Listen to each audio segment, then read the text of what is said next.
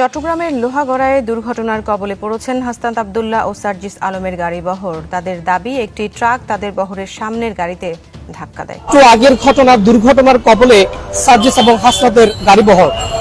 আজ আমরা জানি মূলত তারা চাপা দিয়ে মেরে ফেলার পায়তারা করেছে, মানে মুভি স্টাইলে যেভাবে বিভিন্ন নেতাদেরকে বা চক্রান্ত করে, ষড়যন্ত্র করে, ট্রাক চাপা দিয়ে, ট্রেন চাপা দিয়ে, বিভিন্ন ভাবে রোড অ্যাক্সিডেন্ট করিয়ে মেরে ফেলা হয়, ঠিক একইভাবে প্ল্যানটা করা হয়েছে আমার কাছে মনে হয়। তো আমরা জানি না আসলে আমাদের নিরাপত্তাটুকু কোথায়। আসসালামু আলাইকুম রহমতুল্লাহ, সবাই কেমন আছেন? আশা করি সবাই অনেক অনেক ভালো এবং সুস্থ আছেন। সবাইকে স্বাগতম জানাচ্ছি আমাদের আরেক নতুন ভিডিওতে। প্রতিদিনের মতো আমি আপনাদের কাছে রিয়াদ ফারুকি আবারও চলে আসলাম নতুন একটা ভিডিও নিয়ে। আজকের ভিডিও টাইটেল এবং থাম্বনেল দেখে ইতিমধ্যে বুঝতে পেরেছেন কি বিষয়টা নিয়ে কথা বলবো। বর্তমান চলমান দেশের পরিস্থিতি নিয়ে সর্বশেষ আপডেট আপনাদের মাঝে নিয়ে চলে আসলাম। ইতিমধ্যে আপনারা জানেন দেশের যে পরিস্থিতি চলতেছে তারই ধারাবাহিকতায় আজকের ভিডিওর অংশ বিশেষ। ভিডিওর শুরুতে কিছু অংশ বিশেষ দেখে আপনারা ইতিমধ্যে বুঝতে পেরেছেন কি বিষয়টা নিয়ে কথা বলবো।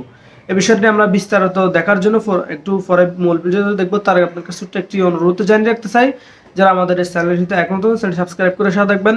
যারা ইতিমধ্যে সাবস্ক্রাইব করছেন তাদেরকে অসংখ্য ধন্যবাদ। যারা সাবস্ক্রাইব করেনি তাদের উদ্দেশ্যে একটি কথা বলবো, আমাদের চ্যানেলের সাথে থাকুন, দেখতে ভালো লাগবে, ভালোবাসা হয়ে যাবে ইনশাল্লাহ। দর্শক, আর বেশি কথা বাড়াচ্ছি না, আমরা ভিডিওর বাকি অংশগুলো একটু বিস্তারিত দেখে আসবো। চট্টগ্রামের লোহাগড়ায় দুর্ঘটনার কবলে পড়েছেন হাসনাত আব্দুল্লাহ ও সার্জিস আলমের গাড়িবহর। তাদের দাবি, একটি ট্রাক তাদের বহরের সামনের গাড়িতে ধাক্কা দেয়।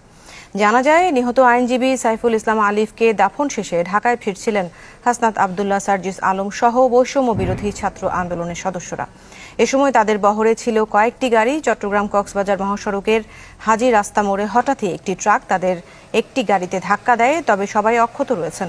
ঘটনার পর সমন্বয়ক হাসনাত ও সার্জিসরা লোহাগড়া থানায় যান। পুলিশ জানিয়েছে, আটক করা হয়েছে ট্রাক চালককে। বিষয়টি খতিয়ে দেখা হচ্ছে বলে জানিয়েছে পুলিশ।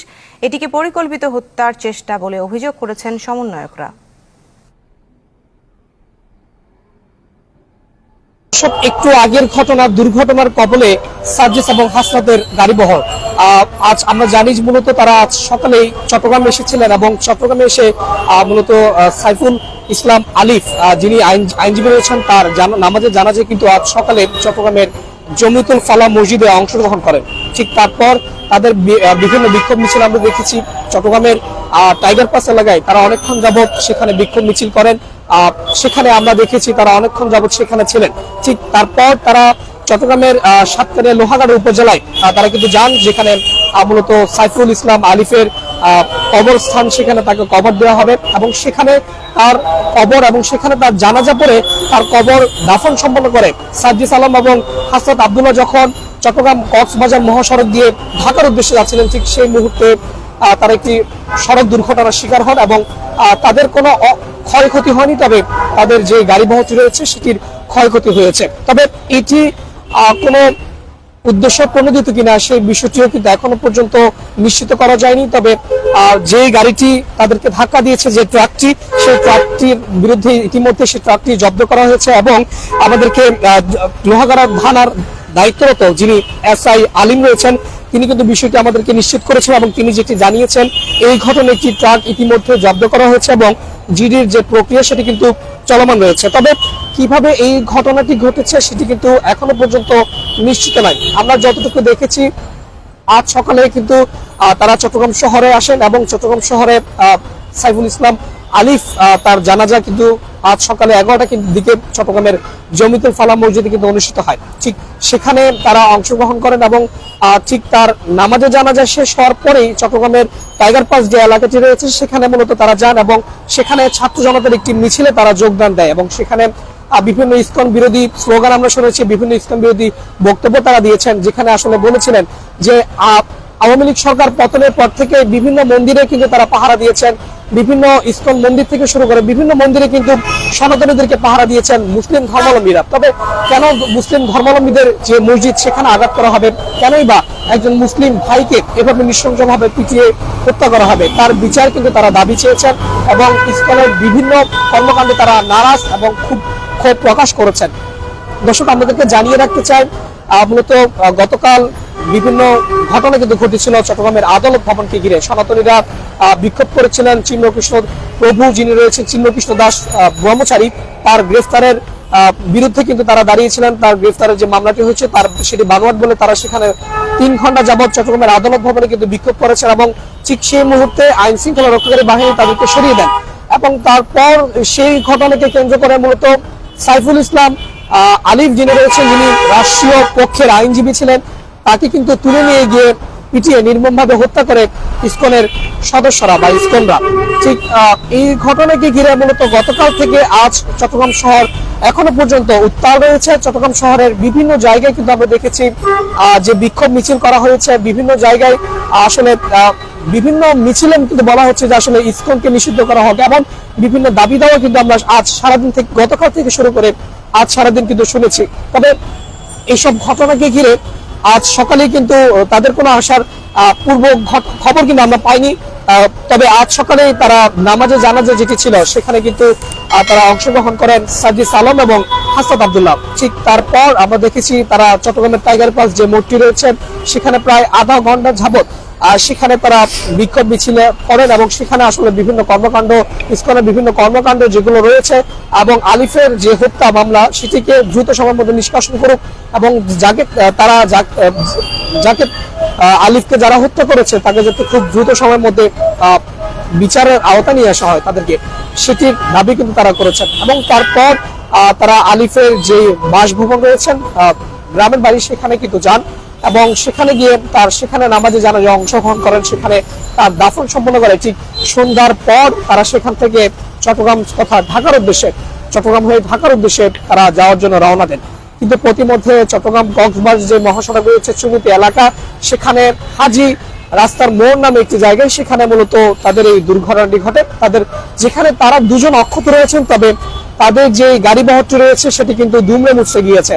দর্শক, এই ঘটনাটি আমাদেরকে নিশ্চিত করেছেন লোহাগাড়া থানার ভারপ্রাপ্ত যিনি প্রশাসন রয়েছেন, লোহাগাড়া থানার ভারপ্রাপ্ত প্রশাসন আমাদেরকে নিশ্চিত করেছেন। আমরা ইতিমধ্যে যে টপিক গুলো দেখছি মূলত এটি সামাজিক যোগাযোগ মাধ্যমে কিন্তু ইতিমধ্যে ছড়িয়ে পড়েছে। তাদের গাড়ি বহরটি কিন্তু দুমড়ে মুচড়ে গিয়েছে এবং তাদের গাড়ি বহরের একটি ছবি কিন্তু আমরা দেখেছি।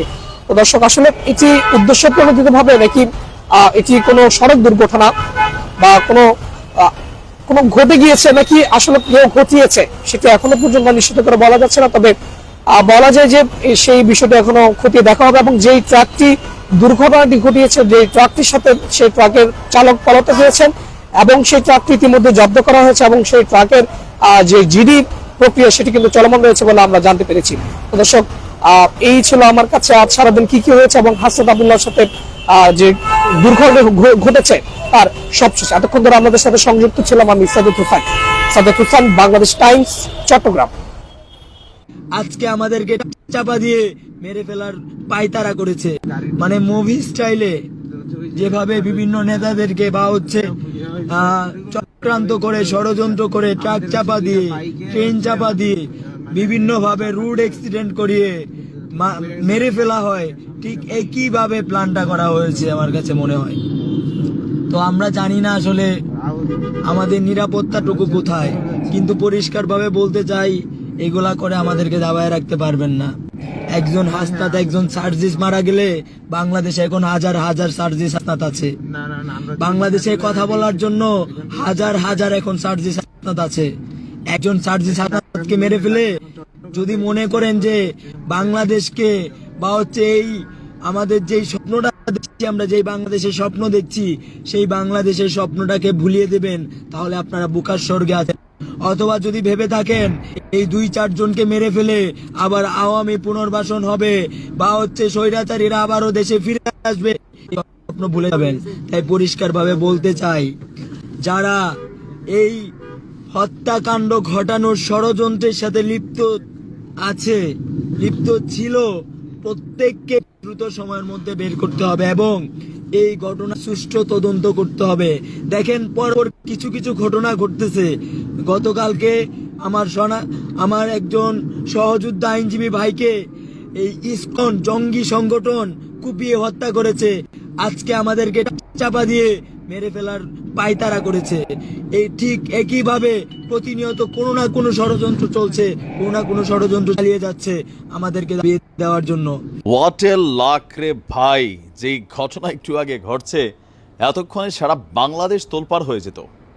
ভাগ্য ভালো, অনেক দূর যাবে এই সার্জিস এবং হাসনাত। মাত্র কিছুক্ষণ আগে অল্পের জন্য প্রাণে রক্ষা পেয়েছে সার্জিস এবং হাসনাত। আপনারা জানেন যে চট্টগ্রামে একটা বড় ধরনের আজকে তারা কি বলে যে প্রোগ্রাম করেছিল। শহীদ অ্যাডভোকেট সাইফুল ইসলাম আলিফ ভাইয়ের কবর জিয়ারত করে ঢাকায় ফিরছিল সার্জিস এবং হাসনাত, আর এর মাঝখানেই ঘটেছে সেই ঘটনা। আমরা যদি দেখি যে গেল সন্ধ্যা 7:30টার দিকে চট্টগ্রাম কক্সবাজার মহাসড়কের চুনতি ইউনিয়নের হাজি রাস্তার মোড়ে তাদেরকে মানে যে গাড়িটা, কোনো কোনো পত্রিকা বলছে যে সড়ক দুর্ঘটনার কবলে সার্জিস হাসনাত, আর কোনো কোনো পত্রিকা লিখছে যে ট্রাক চাপা দিয়ে তাদেরকে হত্যার চেষ্টা করা হয়েছে। লোহাগড়া থানার দায়িত্বরত সহকারী উপপরিদর্শক মোহাম্মদ আলিম তিনি বিষয়টি নিশ্চিত করেছেন। আপনারা যে ছবিগুলো দেখছেন এই ছবিগুলো হচ্ছে সার্জিস এবং হাসনাত যে গাড়ি করে চট্টগ্রাম থেকে ঢাকা যাচ্ছিল, সেই গাড়িটিতে ট্রাকের যে চাপা বা সংঘর্ষের যেই ঘটনা এটারই ছবি। ঘটনার সঙ্গে সঙ্গে জড়িত ট্রাকটিকে জব্দ করা হয়েছে। বিষয়টি নিয়ে একটি আইনগত প্রক্রিয়া চলছে।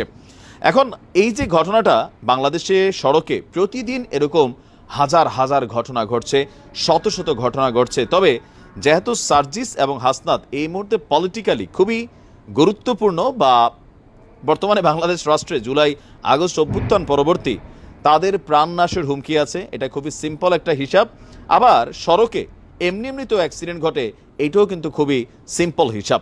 তবে যখন কোনো বড় মানুষ, বড় ব্যক্তিত্বরা এই সড়ক দুর্ঘটনার কবলে পড়েন তখন হয়তো এগুলো নিউজ হচ্ছে, কিন্তু প্রতিদিন সাধারণ মানুষ, শত শত মানুষ প্রাণ ঝরে যাচ্ছে। এখন এই বিষয়টিকে হালকাভাবে নিচ্ছে না আমাদের আইনশৃঙ্খলা বাহিনী। হয়তো আমাদের কেউ কেউ এখন বলা শুরু করে দিয়েছে যে ড্রাইভার লীগ কর্তৃক ট্রাক চাপা দেওয়ার চেষ্টা, অথবা কেউ কেউ বলবেন যে শ্রমিক লীগ কর্তৃক ট্রাক চাপা দেওয়ার চেষ্টা, অথবা ট্রাক লীগ কর্তৃক ট্রাক চাপা দেওয়ার চেষ্টা। কারণ এখন বাংলাদেশে যাই ঘটে এটার পিছনে কিন্তু আওয়ামী লীগ, যুবলীগ বা লীগ, ছাত্রলীগ, মানে এটা একটা অ্যাটাচ করতেই হবে। তো এরকম হইতে পারে। এখন বিষয়টা দুই রকমই হতে পারে।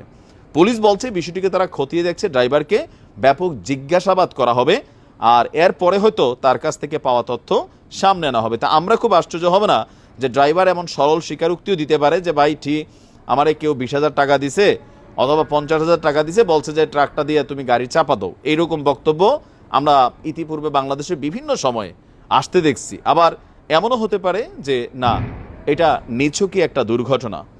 তবে সার্জিস এবং হাসনাতের যেই ব্যক্তি জীবন বা আরও যারা আছেন সমন্বয়কদের মধ্যে ফ্রন্ট লাইনে কাজ করেন, তাদের জীবনের কিন্তু হুমকি আছে, এটা খুবই স্বাভাবিক। আর সেই ক্ষেত্রে যে কোনো একটা ঘটনা ঘটাইয়া আওয়ামী লীগের উপরে কিন্তু দোষ আসতে পারে, আবার আওয়ামী লীগ নিজেরাও ঘটনা ঘটাইতে পারে। এখন সার্জিস হাসনাতের কোনো কিছু হইলেই গণহার এটা সবাই মনে করবে আওয়ামী লীগ ঘটাইছে, সারা বাংলাদেশে আরেকটা তোলপাড় অবস্থান তৈরি হবে। আবার আওয়ামী লীগ না ঘটালেও এটা আওয়ামী লীগের উপর চাপানো হবে। আবার আওয়ামী লীগ নিজেও ঘটাইতে পারে, অনেক নেতাকর্মীরা যে এদের কারণে আমাদের জীবন শেষ, অস্বাভাবিক কিছু না। বাংলাদেশে কোনো কিছু হালকা নেওয়ার সুযোগ নেই।